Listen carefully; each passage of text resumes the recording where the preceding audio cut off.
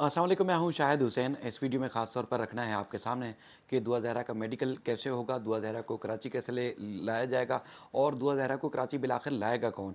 ये सारी सूरत हाल आपके सामने रखनी है और जिब्रान नासिर साहब से सारी जो है वो तफसीलात जो लेके आपके सामने रखनी है।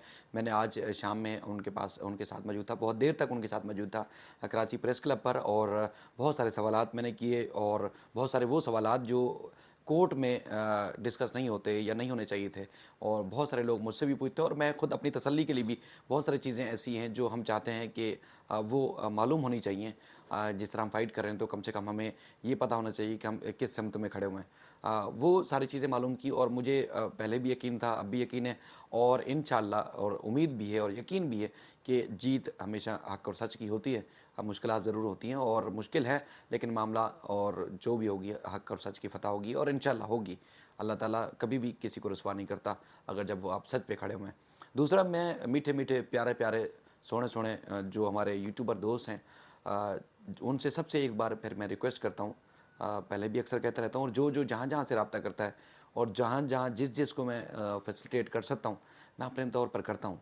लेकिन बेशुमार ऐसी चीज़ें आप लोग रिपोर्ट करते हैं, ऐसी चीज़ें रिपोर्ट करते हैं जिनका कुर्रा अर्ज़ पर वजूद ही नहीं होता। यानी कि एक दोस्त ने खबर चलाई कि दुआ ज़हरा बहुत जल्द मुल्क से फ़रार होने वाली हैं और बिल्कुल ही जो है वो उनका पासपोर्ट भी बन गया है, टिकटें लग गई हैं और 24 से 48 घंटे में मुल्क से बाहर चली जाएँगी।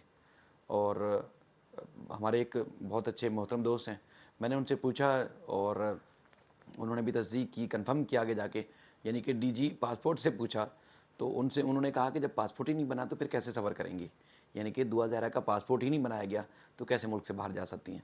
यानी कि आप कभी भी कोई भी ऐसी मनगढ़ंत बात ऐसी बोल देते हैं और बड़े वसूख से बोल देते हैं, जिसमें बाल दफ़ा तो मुझे यकीन माने अपने सच्चे होने पर गुमान होने लग जाता है कि मैं समझता हूँ कि पता नहीं मैं कहीं खुद झूठ तो नहीं बोल रहा।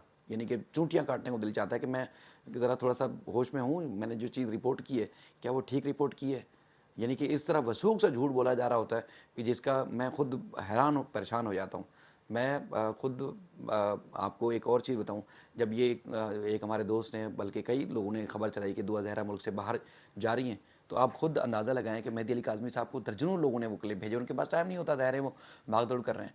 तो उन्होंने कुछ लोगों को कॉल्स की और पूछा, बहुत सारे और दोस्तों ने भी पूछा। ज़ाहिर है वो एकदम परेशान हो जाते हैं जब उनको ये पता चले कि उनकी बेटी मुल्क से बाहर जा रही है। अब सोचें क्या कैफ़ियत होगी, एक बंदा परेशान है और हम यूट्यूब पे बैठ के कुछ भी बोल देते हैं, तो उनकी क्या कैफ़ियत होगी, उनके ख़ानदान की क्या कैफ़ियत होगी। आप अगर हमदर्दी में कर रहे हैं, आप उनका साथ हक़ और सच की बुनियाद पर दे रहे हैं, तो उनके ऊपर तो ये खबर ये एक क़यामत की तरह उनके ऊपर गुज़रेगी ना कि क्या हो रहा है। तो उसके बाद जब उन्होंने फ़ोन किया तो उनको भी लोगों ने बताया कि भाई जब पासपोर्ट ही नहीं बना, तो कैसे जा सकती हैं। इस तरह और कई और चीज़ें हैं, जिस तरह मैं देखता हूँ कि वो थंबनेल ऊपर लिखा होता है कि वारंट गिरफ़्तारी जारी और फलाँ, फलाँ, फलाँ, बहुत सारी चीज़ें। तो मैं खुद हैरान और परेशान हो जाता हूँ कि यार ये कोर्ट में तो ऐसा कुछ हुआ ही नहीं है। तो और दूसरा एक चीज़ ये, दूसरा फिर एक-दूसरे को काउंटर करने के लिए तज्ज़िए, तबसरे, ये वो, ये पता नहीं क्या कुछ। भाई आप खबरें रिपोर्ट करें, मैं समझता हूँ कि आपको खबरें रिपोर्ट करनी चाहिए। लोग यकीन मानें लाखों, करोड़ों लोग हैं, मैं समझता हूँ ऐसी-ऐसी दुनिया के किस-किस कोने में हैं जो मेहदी अली काज़मी साहब के मिज़ाज की वजह से उनसे मोहब्बत करते हैं और वो सही चीज़ें सुनना चाहते हैं। लेकिन फिर हम यूट्यूब पे बैठ के अगर झूठ बोलेंगे, अपने व्यूज़ लेने के लिए मक्कारी करेंगे या थंबनेल के अंदर कुछ और होगा और वीडियो अंदर कुछ और होगी, तो उनका दिल पे क्या गुज़रेगा? आपके ऊपर से एतमाद उठ जाएगा, हम सब पे एतमाद उठ जाएगा। तो आप अंदाज़ा लगाएँ कि फिर हम फिर क्या कहाँ खड़े होंगे?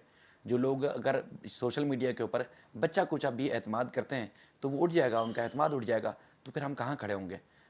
मतलब अगर हम कस्में खा-खा के भी लोगों को सच बताएँगे कि हम ये बात सच कर रहे हैं, तो वो बात फिर कैसे लोग यकीन करेंगे?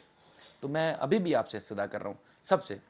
बहुत सारे पूरे पाकिस्तान में बहुत सारे यूट्यूबर दोस्त हैं जिन्होंने कहीं न कहीं से नंबर लिए और वो मुझसे रब्ता करते हैं और मेरे हैसियत में जो कुछ होता है, यानी कि टाइम निकाल के मैं उनको डॉक्यूमेंट्स भी भेजता हूँ, मैं उनको खबरें भी भेजता हूँ, मैं उनको बाज़ दफ़ा अगर चाहते हैं कि वीडियो बना के भेजो, मैं वीडियो भी बना के भेजता हूँ।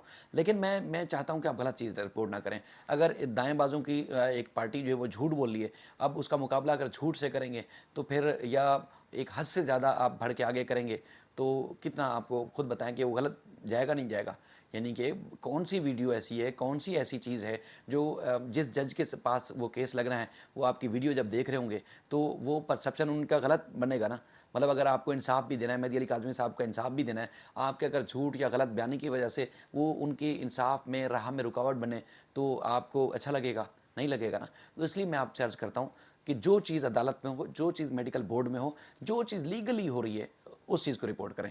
मैं जिब्रान नासिर साहब की बस एक चंद लम्हों में आपको उनकी वीडियो या उनकी बात, जो मेरी गुफ्तगू हुई हुई है कि किस तरह उनका जो है वो मेडिकल होगा, लाया कैसे जाएगा, वो सुना रहा हूँ। दूसरा, बहुत सारे लोग इस तरह राब्ता करते हैं कि मैं फ़लाँ शोबे का माहिर हूँ, या मेरी फ़लाँ बहन, भाई फ़लाँ वो डॉक्टर हैं, फ़लाँ उनका एक तजुर्बा है, महारत है। तो वो फ्री ऑफ कास्ट जो है वो ये सर्विस प्रोवाइड करना चाहती हैं या चाहते हैं कि दुआ ज़हरा का मेडिकल जो है वो इस तरह हो और हम उसमें पार्टिसिपेट करें।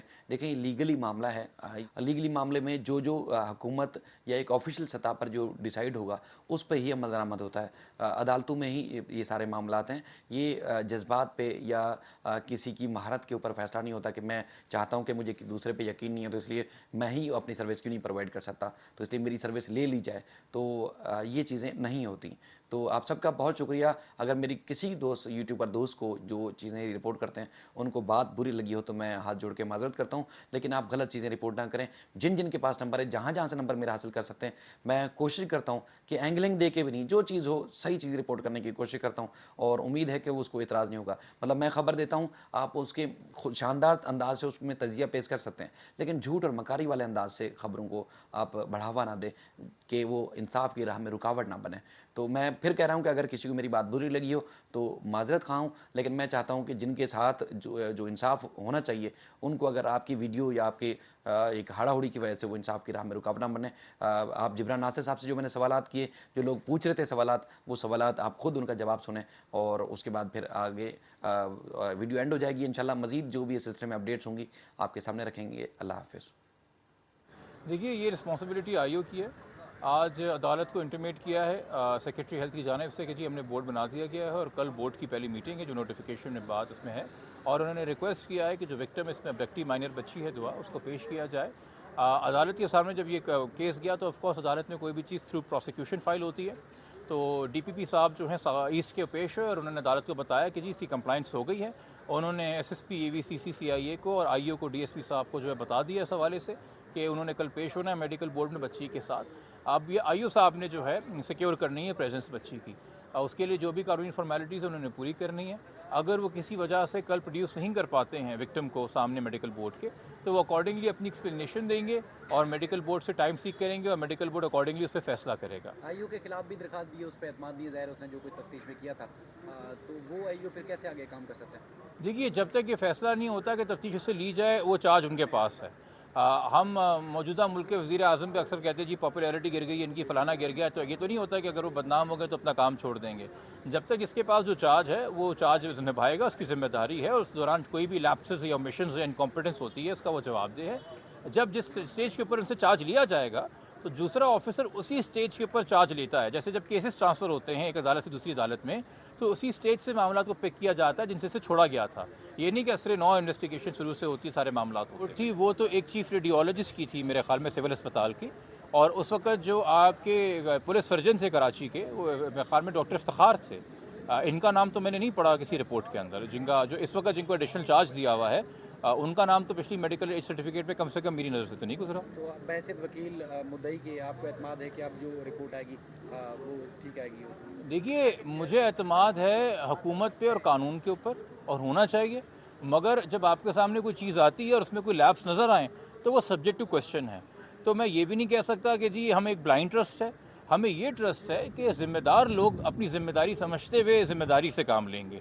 हम सिर्फ इतना एतमाद कर सकते हैं, मगर बाकी कल क्या होगा, क्या चीज़ हमारे सामने खुलेगी, बेहतर है कि कबल इस वक्त उसके बारे में कोई भी तबसरा ना किया जाए। ये ज़रूर है कि रीडिंग ऑफ द नोटिस बताती है कि सीनियर मेडिकल एक्सपर्ट्स को डिफरेंट फील्ड से, रेडियोलॉजी से, डेंटिस्ट्री से, फोरेंसिक्स से, और क्या कहते हैं अपना गायनेकोलॉजी से, उन्होंने तलब किया है, और 10 लोगों पे मुश्तमिल एक बोर्ड है, मेरे ख़्याल में, जो कि एक बहुत बेहतर फ़ैसला है, ताकि इससे एक डीपर स्टडी आ सके, प्रॉपर स्टडी आ सके एज असेसमेंट के हवाले से, तो हम अच्छे की उम्मीद कर सकते हैं। तो अगर ये नहीं आते, पहले भी पूरे 2 सूबों की, 3 सूबों की पुलिस को कोशिश करनी पड़ी उनको लाने के लिए, अगर पेश नहीं करता कल आईओ, या उसके बाद टाइम लेने के बावजूद भी पेश नहीं कर पाते दुआ को, तो फिर क्या होगा?